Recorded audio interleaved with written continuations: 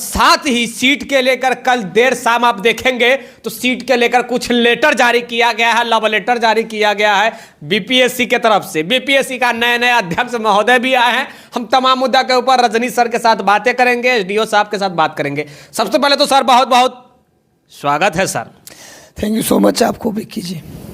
सीटवा को लेकर देखे हैं कल देर रात जो आई है लेटर, ये तो अच्छी खबर है ना, ये खबर अच्छी है जो खबर लेकर आप आए हैं। ये विद्यार्थियों के लिए सुकून भरा खबर है। 67,000 70,000 वैकेंसी की बात हो रही थी। अब उसमें 30,000 सीट और जुड़ जाएगा। सब मिला के 90,000 पार, जो कि हम कह रहे थे, पिछला वीडियो में बताए थे कि 67,000 सीट कहा गया है। अच्छा। पर देखिएगा 1 लाख सीट हो जाएगा। अच्छा। बोले थे ना। अब जहाँ से सृजित हुआ ये पद अलग बात है, लेकिन इसमें सरकार को धन्यवाद देते हैं, शिक्षा विभाग को धन्यवाद देते हैं कि नई सीटें सृजित किया है। तो तैयारी 3 में भी बच्चों को एक बड़ा मौका मिलने जा रहा है। तैयारी 4 में तो 1 लाख से ऊपर वैकेंसी खुद कहाँ ही गया है, पाठक सर खुद बोले थे।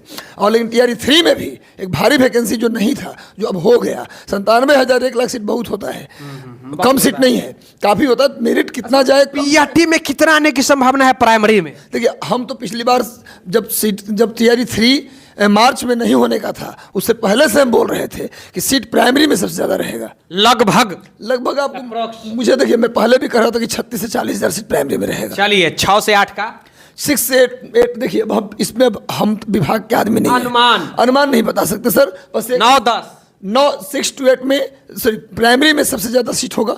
प्राइमरी में सबसे अधिक सीट होगा, मैं बता रहा हूँ।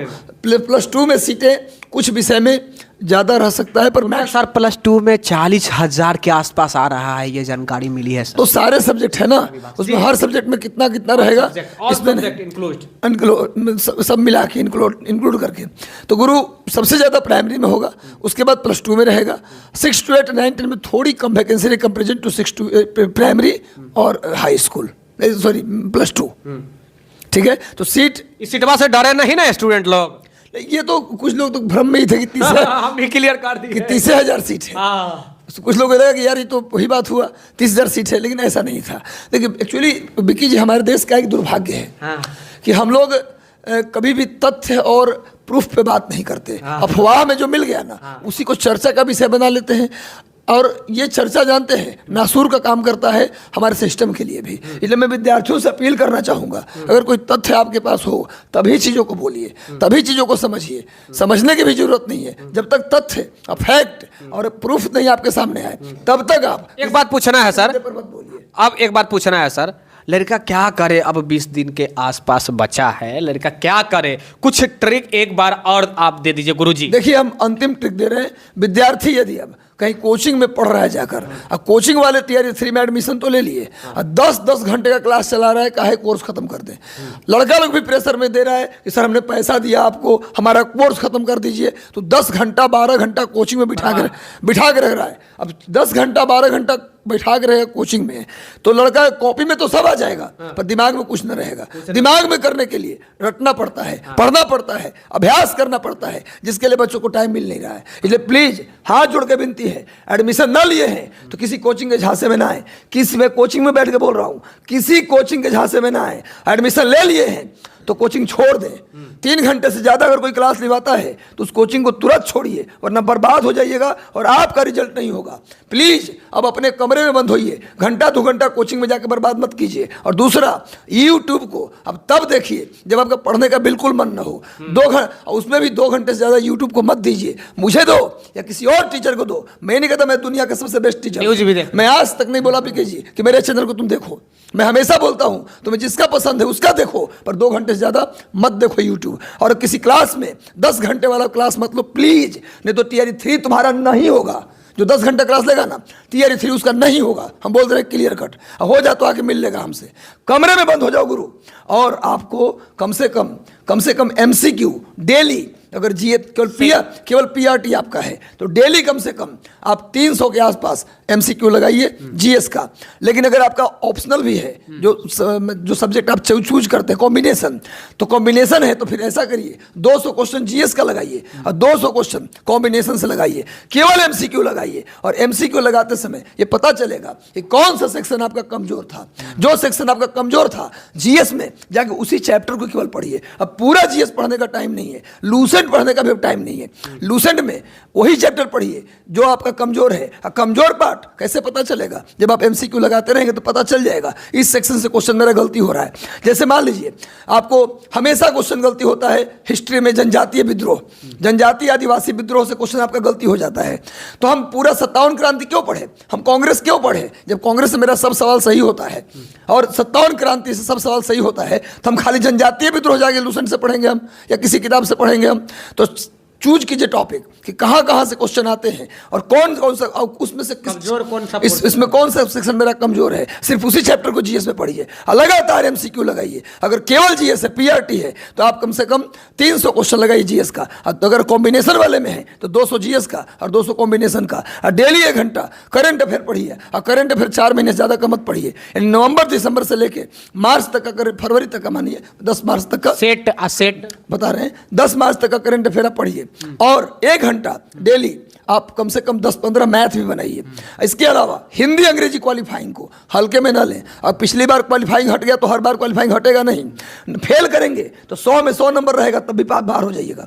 प्लीज़ हिंदी अंग्रेजी को आप हल्के में मत लीजिए। हिंदी अंग्रेजी को 9 नंबर लाना अनिवार्य है, इसलिए प्लीज़ उसके लिए भी आधे 1 घंटा सही पर एक बार समय जरूर दीजिए उसको भी। जहाँ तक रही बात प्रैक्टिस पेपर की, तो आप लूसेंट का ऑब्जेक्टिव जीएस के लिए प्रीफर कर सकते हैं। सबसे बेस्ट हमको इसलिए लगता है कि उसमें प्रीवियस पेपर भी कवर रहता है। लूसेंट का ऑब्जेक्टिव बेस्ट रहता है। वैसे मार्केट में बहुत सारी किताबें हैं, यूनिक है, किरण है, किरण का भी बहुत सारा सेट बिक रहा है, तेजी से काफ़ी सारे बच्चों के पास सेट है किरण का भी। आप लोग भी बताते रहते हैं हमको, तो भाई मैं देखता हूँ लड़कों के पास किरण का सेट रहता है, यूनिक का भी रहता है, सबका। लेकिन मैं तो समझता हूँ कि गाइड मत गलती, जी से गाइड और जी से गलती। गाइड को यो पढ़िए, 5 को गलती आपको मिलेगा। इसलिए टेक्स्ट बुक मिल जाए तो ज़्यादा अच्छा है। तो लूसेंट हमको लगता है बेस्ट है, और किरण भी ले सकते हैं आप, ऐसा कोई बात नहीं है। अच्छा सर, एक प्रश्न और है, ये जितना भी अभी आप बताएं, ये पिछले वीडियो में भी आपको ये सब कुछ मिला जुला के बता चुके हैं। नए नए चेयरमैन साहब जानकारी मिल रही है क्या है? बिल्कुल भाई, जब सर अतुल सर रिटायर के तो नया तो आना ही है। बहुत बहुत बधाई। तारीख को कल वो भी बहुत बेहतरीन काम किया अतुल प्रसाद सर ने। मैं फिर बोल रहा हूँ, अब तो रिटायर हो गए सर, लेकिन मैं फिर बोल रहा हूँ कि अतुल प्रसाद सर ने जो मील का पत्थर सेट किया है, वो शायद बिहार के आयोग के लिए, बीपीएससी के लिए नहीं, मैं बता रहा हूँ, बीपीएससी के लिए नहीं जी, भारत के जितने लोक सेवा आयोग है सब के लिए एक मील का पत्थर। जितना जल्दी, जितनी भारी संख्या में वैकेंसी, तुरंत रिजल्ट निकालना, दम निकल जाएगा दूसरे आयोग को। यह अतुल प्रसाद सर के कारण ही संभव हो पाया। आज हम आरटीआई लगाते थे तब बीपीएससी कॉपी हमको मिलता था, मेंस का कॉपी जो लगाया उसी को मिलेगा। रोल नंबर डालो, डेट ऑफ बर्थ डालो, आपकी कॉपी उपस्थित है। उससे क्या होगा, आप अगली फेल हुए हैं तो अगली वैकेंसी में कॉपी का एनालिसिस करके अगली वैकेंसी में सुधार कर पाएंगे आप। तो जो काम हुआ है गुरु, no doubt fair and finest तरीके। स्टूडेंटों के लिए कुछ मैसेज, बहुत बहुत शुभकामना है। आयोग के अध्यक्ष, नए अध्यक्ष को भी बहुत शुभकामना है। हमारा आयोग ने जो काम किया है गुरु, ये आप लोग मीडिया में हैं, एक बार मीडिया में आप खुद से बोल दीजिए कि रियल में बेहतर काम हुआ। रियल में बेहतर काम तो हुआ है भाई, ये आपको दिल से मानना पड़ेगा। आप लोग कहे कि OMR जारी करो, तुरंत OMR जारी हुआ। और आज पत्रकार बन के उल्टा हम ही से ऐसे करके पूछ रहे हैं कि अब आप ही कह दे। आपको बोलना होगा सरकार और नहीं आयोग आज काम की है। कल एक फोन आया मेरे पास, वो बोला कि हम सर दिन रात गांव घूमते हैं। हाँ। दिन रात फोन आया, बोला दिन रात गांव घूमते हैं। हर गांव से कम 1-2 बंदा का टीचर में नौकरी लगा है सर। बिहार में भले ही लोग बहुत आरोप लगे, बाहर से लोग इधर के लोग उधर, हर गाँव के 1-2 गाँव पर हर 2-4 लोगों की नौकरी हुई है सर। कौन गांव में ऐसा जहाँ टीचर नहीं बना है सर? से बहुत बड़ा काम हुआ है सर। तो सरकार की भी तारीफ आपको करनी पड़ेगी और आपको आयोग की तारीफ तो करनी पड़ेगी। तेजस्वी यादव अच्छा काम किए हैं। देखिए सरकार अच्छी काम की है। नहीं, ये मैं मजाक के लिए बोला हूँ, सरकार अच्छी काम की है। अच्छा काम नहीं तो अभी जो है ना विवाद चल रहा है, विवाद के ऊपर मैं बात नहीं करूंगा सर। विवाद ऐसे भी चल रहा है कि नीतीश जी कह रहे हैं कि भैया हम मास्टर साहब के बहाली किए हैं। तेजस्वी यादव जी बोले कि भैया हम मास्टर साहब के बहाली किए, इसीलिए विवाद हुआ। तो जो भी है महागठबंधन टूट गई। लोकतांत्रिक तरीके से कोई भी काम हो, संवैधानिक तरीके से हो, तो सबका स्वागत है। सभी लोग बेहतर काम कर रहे हैं। हम सभी मिलकर एक नया बिहार बनाएंगे, हम सभी मिलकर। ऐसे भी आपको ज्यादा पावर दे दिया गया है। सॉरी, फोर्थ जो लोकतंत्र जो है ना, उसके 3 पिलर है संवैधानिक तरीके से। न्यायपालिका, विधायिका और कार्यपालिका, 3 है, जानते हैं ना आप लोग। विधायिका सब है, उसके बाद कार्यपालिका है, तब न्यायपालिका है। तीनों है, तीनों एक दूसरे से बैलेंस पिलर है।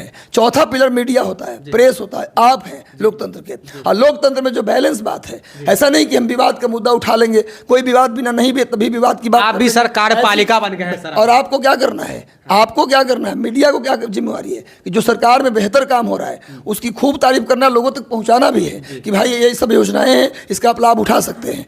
पुलिस में ये सब व्यवस्था है, किसी के साथ गलत होता है तो पुलिस में आप कंप्लेन कर सकते हैं। मीडिया का ही भी काम है, हमारा लोकतंत्र कैसे मजबूत होगा, हमारा कार्यपालिका, विधायिका, न्यायपालिका कैसे बेहतर काम करे, उससे भी काम करना पड़ेगा। तो ये सब चीज़ें तो आपकी भी है कि जिम्मेवारी की काम है, बेहतर हुआ है तो सरकार की तारीफ करें, आयोग की तारीफ करें। ठीक है, बहुत खूब सर, बहुत खूब। आज पूरा एनर्जी में है सर। हम एनर्जी में हमेशा रहते हैं सर।